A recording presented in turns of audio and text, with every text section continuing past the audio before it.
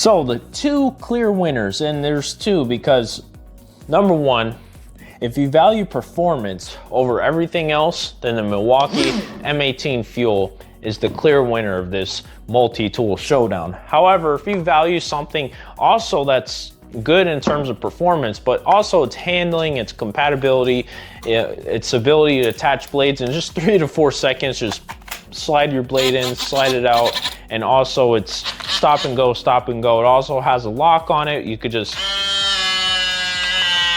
and then push the trigger to release the lock, the latch on it for it to keep going.